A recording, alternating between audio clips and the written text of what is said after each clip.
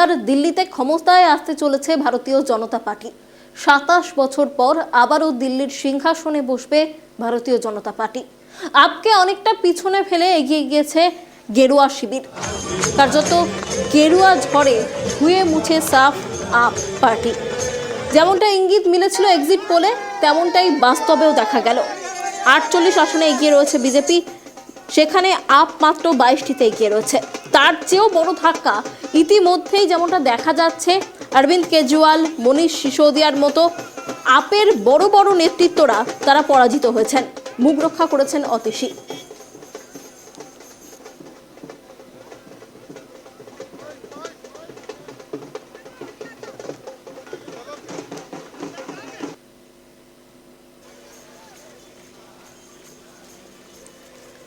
Exit পোলে ঠিক যেমনটা ইঙ্গিত মিলেছিল গেরুয়া ঝড়ের ইঙ্গিত, সেই গেরুয়া ঝড়ই এবার দেখা যাচ্ছে রাজধানীর বুকে।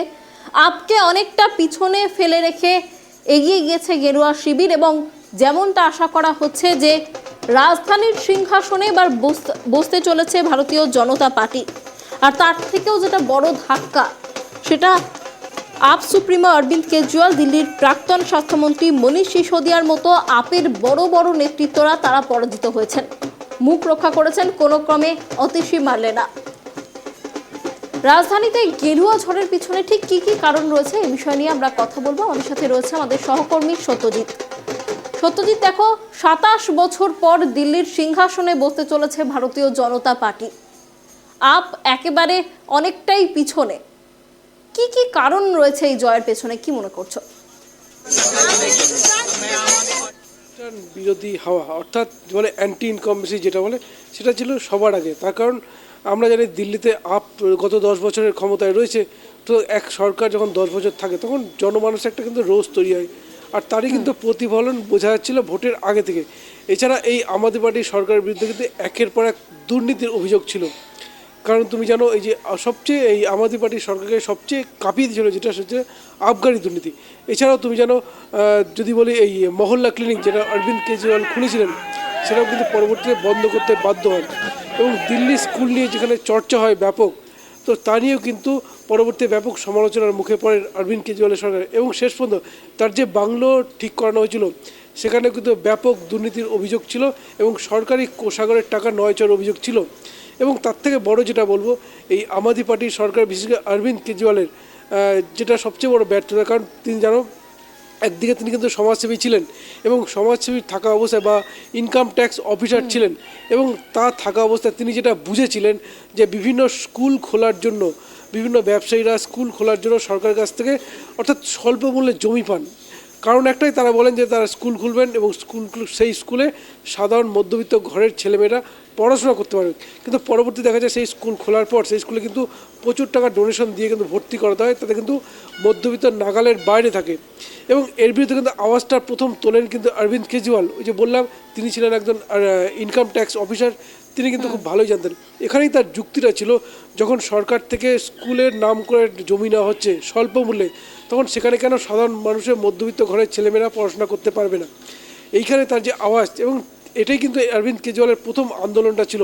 এবং পরবর্তী তুমি জানো, আন্না হাজারের হাত ধরে তার রাজনীতিতে আন্দোলন শুরু করা লোকপাল বিল নিয়ে, এবং পরবর্তী সেই আন্দোলনের নিজের পরিচিতির পার্টসকে কাজে লাগিয়ে রাজনীতিতে আসা এবং আম আদমি পার্টি তৈরি করা।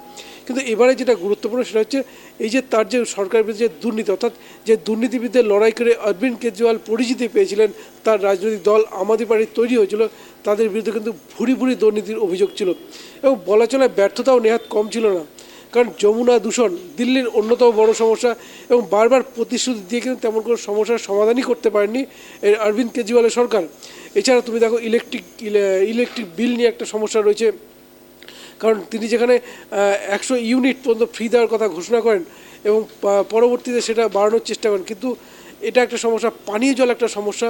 ফলে সরকারের বিরুদ্ধে কিন্তু যেমন দুর্নীতি ছিল, পাশে স্বজন পোষণের ব্যাপারেও ছিল। এবং তুমি জানো যে আবগারি দুর্নীতি, কেজরিওয়াল তো জেলে ছিলেনই, বিভিন্ন নেতাদের বিরুদ্ধে ব্যাপক দুর্নীতি ছিল। আর সেই দুর্নীতির ফলেই কিন্তু ভোট, বিজেপির প্রধান হাতিয়ার ছিল কিন্তু দুর্নীতি, এবং যার ফলেই কিন্তু বলা চলে ধরাশায়ী হলো অরবিন্দ কেজরিওয়ালের দল। সত্যজিৎ, একেবারেই তুমি যেমনটা বললে যে দুর্নীতি বড় ইস্যু হয়ে দাঁড়ালো এই বিজেপির জয়ের পিছনে। তোমার কাছে আরো একটা বিষয় আমি জানতে চাইবো যে অনেকটাই পিছিয়ে রয়েছে আপ এই মুহূর্তের ফলাফল যেমনটা বলছে, কিন্তু অরবিন্দ কেজরিওয়াল, মনীষ সিসোদিয়ার মতো আপের বড় বড় নেতারা তারা পরাজিত হয়েছেন। এতে কি একেবারে মেরুদণ্ড ভেঙে গেল আপ শিবিরের, আমরা বলতে পারি? দেখো, রাজনীতিতে জয় যেমন রয়েছে, পরাজয় রয়েছে।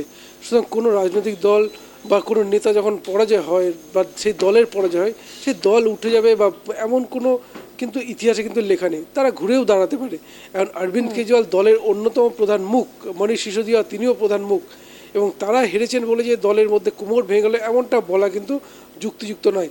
আমরা যদি ভারতবর্ষের প্রাক্তন প্রধানমন্ত্রী অটল বিহারীর ইতিহাস দেখি, তিনিও কিন্তু বেশ কয়েকবার হেরেছেন নির্বাচনে, এবং তার যে প্রথম নির্বাচন বলি, 3টি লোকসভা নির্বাচনে লড়াই করেন এবং দুটোতে হেরে পরবর্তী একটাই জেতেন।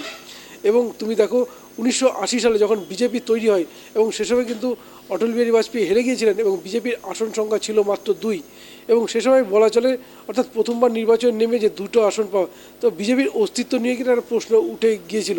কিন্তু তার সাথে সেই বিজেপি দেখো ঘুরে দাঁড়িয়েছে, নিজেদের সংগঠন বৃদ্ধি করেছে, এবং বলা চলে বিজেপি যেটা বলে যে পৃথিবীর সর্ববৃহৎ রাজনৈতিক দল বিজেপি এখন। সুতরাং দেখো, অর্থাৎ শুরুটা কিন্তু পরাজয় দিয়েই বলা চলে। আর এইখানে দাঁড়িয়ে আমাদের পার্টি অরবিন্দ কেজরিওয়াল হেরেছেন বা মনীষ সিসোদিয়া হেরেছেন বলেই যে তাদের দলের কোমর ভেঙে গেল এমনটা নয়। রাজনীতিতে জয় পরাজয় রয়েছে। এখন রাজনীতি সবচেয়ে বেশি নির্ভর করেছে জনগণের কাছে কতটা পৌঁছতে পারে নেতারা, তার উপর নির্ভর করে। এবং দেখো, অরবিন্দ কেজরিওয়াল শুরুটা প্রথমেই বললাম দুর্নীতির বিরুদ্ধে লড়াই করে। সুতরাং তিনি যদি আবার সেই আগ্রাসীভাবে রাজনীতির লড়াইটা করেন, হয়তো অরবিন্দ কেজরিওয়ালের দল আবার ঘুরে দাঁড়াতে পারে। এতে হেরে গেলেন বলেই যে কোমর ভেঙে গেল এমনটা বলা যুক্তিযুক্ত নয়। তবু তোমাকে বলবো যে দিল্লির প্রাক্তন মুখ্যমন্ত্রী অতিশী মার্লেনা তিনি কিন্তু জয় পেয়েছেন। মনীষ সিসোদিয়া অরবিন্দ কেজরিওয়াল হারলেও তিনি জয় পেয়েছেন, এবং তাদের আসন সংখ্যা এই মুহূর্তে যেটা প্রায় 22-এর কাছাকাছি ঘোরাফেরা করছে। অর্থাৎ ট্রেন্ড এখন যা রয়েছে এইভাবেই চলে, হয়তো 22টি আসন দিল্লিতে জয় পেতে পারে। এছাড়াও আম আদমি পার্টি কিন্তু পাঞ্জাবে ক্ষমতায় রয়েছে। সুতরাং অরবিন্দ কেজরিওয়ালের হেরে যাওয়া বা মনীষ সিসোদিয়া হারার ফলে যে দলের মেরুদণ্ডটা ভেঙে যাওয়া, এই বলাটা খুব একটা যুক্তিযুক্ত হবে না। অনন্যা, অনেক ধন্যবাদ সত্যজিৎ আমাদের সঙ্গে থাকার জন্য। আপনাদের আরো একবার জানিয়ে রাখি যে গুরুত্বপূর্ণ খবরের দিকে আমাদের নজর রয়েছে। রাজধানীতে পালা বদলের ইঙ্গিত, রাজধানীর সিংহাসনে বসতে চলেছে ভারতীয় জনতা পার্টি।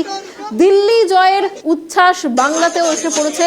মুরলীধর সেন লেনে আবির খেলার ছবি, মিষ্টি বিতরণের ছবি।